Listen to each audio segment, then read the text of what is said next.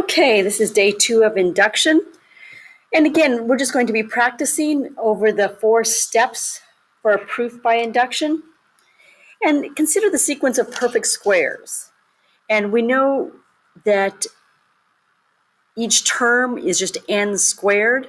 So if I want to write a rule for a sub n, it is simply a sub n equals n squared. And we have a formula for what the sum of n terms is. And if I want to prove this by induction, the first step after having my equation for a sub n is showing that it works for when n is 1. So for a sub 1, that equals 1. And the sum of the first 1 terms, is that equal to 1 times 1 plus 1 times 2 times 1 plus 1, all of that divided by 6. So sure enough, that 1 plus 1 is 2, 2 plus 1 is 3, 1 times 2 times 3 is 6, divided by 6 is 1. So that does check out. Part B, we want to find S sub k. Well, that simply means we're going through the k terms. So S sub k means I'm putting a k in for everyone there. So k multiplied by k plus 1, multiplied by 2k plus 1, all of that divided by 6. So that is the sum for the first k terms. We then need to find S sub k plus 1 recursively. So that means S of k plus 1 is equal to the sum of the first k terms plus the k plus 1 term. So again, this is my induction hypothesis. S of k terms, I've got it defined right here. That's k multiplied by k plus 1 multiplied by 2k plus 1 divided by 6 plus the k plus 1 term is simply k plus 1 squared. So that's what I get recursively using my sum formula for S of k plus 1. I'm using, where'd it go? Right here, this formula. So anywhere there's an n, I'm putting a k plus 1. So it's going to be k plus 1 multiplied by k plus 1 plus the 1 multiplied by 2 times k plus 1 plus 1. So again, anywhere there was an n, I put a k plus 1. All of that's divided by 6. And if I wanted to finish this proof by induction, I would have to show that these two things are equal to each other. And then we can say we've proved it by induction. So there's not enough room right here, but I'm going to take this one that I did recursively and do some algebra and see if I can get, actually let's simplify this. This is k plus 1, and this is k plus 2, and this is 2k plus 2 plus 1, so that's 2k plus 3 over 6. So I want to see, does this equal this? And if I'm doing this, so let's take a look here. So the first thing I've done is I've taken my k plus 1 squared and multiplied by 6 over 6. So I have a common denominator. Now that I've got a common denominator, I notice that I've got a k plus 1 in this first term and a k plus 1 in the second term. So I'm factoring a k plus 1 out of this and out of this. So when I factor it out of this, I'm left with k times 2k plus 1. When I factor it out of here, I'm left with 6 times k plus 1. I'm now going to distribute the k here and distribute the 6. So I've got 2k squared plus k plus 6k plus 6 all over 6. Combining like terms, and I've got 2k squared plus 7k plus 6. Well, I want to see if I can factor that, and I like to use the box method. So things that multiply to give me 12 but add to 7 are 3 and a 4. And then I factor out a k, I factor out a 2, a 2k, and a 3. So my two other factors are k plus 2 and 2k plus 3. And sure enough, that's what I wanted it to equal. And so I've proven by induction that the sum of n squared is equal to n times n plus 1 plus 2n plus 1 over 6. So now I'm going to use mathematical induction for this next one. I want to show that the sum of 3n minus 2 is equal to n divided by 2 multiplied by 3n minus 1. So I've got my base case. So base case, we say let n equal 1. Then s sub 1 is equal to, I'm going to put a 1 in here, so 3 times 1 minus 2. Does that equal this side? So 1 over 2 times 3 times 1 minus 1. So this gives me 3 minus 2 is 1. And here we have 1/2 times, 3 minus 1 is 2 times 1/2 is 1. And that does equal my first term, so I'm good there. My induction hypothesis, oops, sorry, I'm tipping this a little bit too much for you. So induction hypothesis, we assume up to a certain k,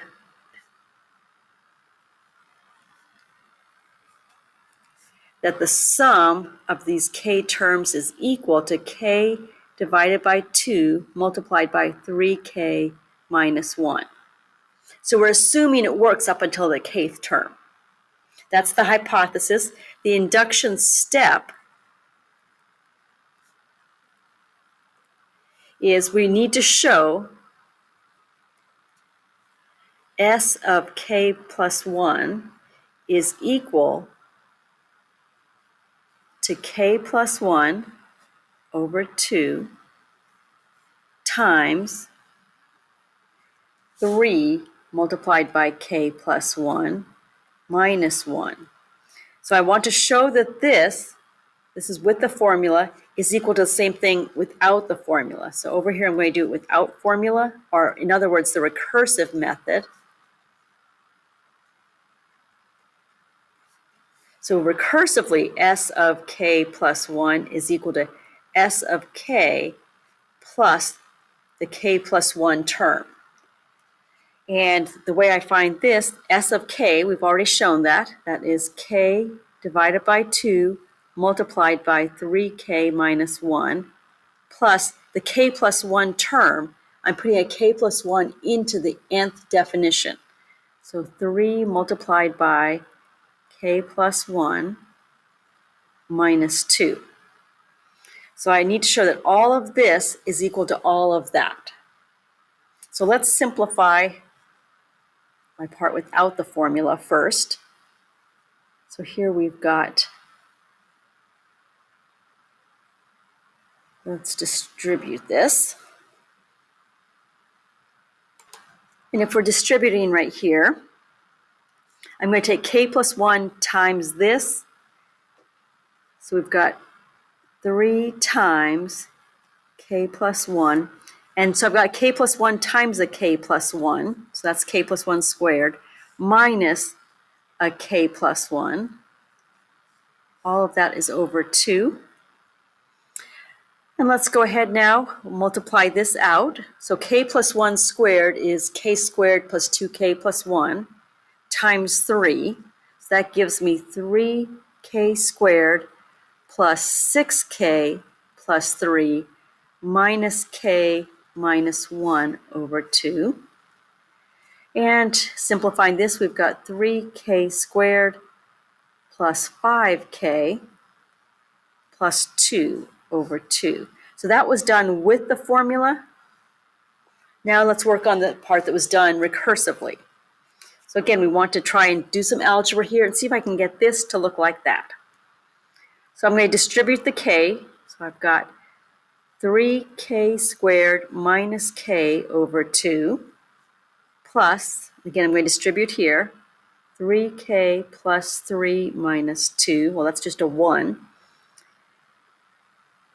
So let's see. If I want to combine these, I need to multiply 3k plus 1 by 2 over 2. So that's going to give me 3k squared minus k over 2 plus 6k plus 2 over 2.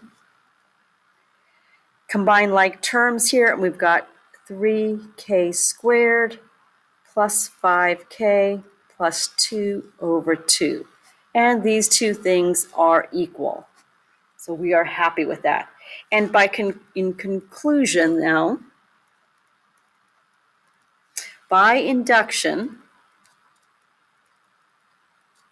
we know that the sum of n terms is equal to n divided by 2 multiplied by 3n minus 1 for all values of n. And we've proven that by induction now.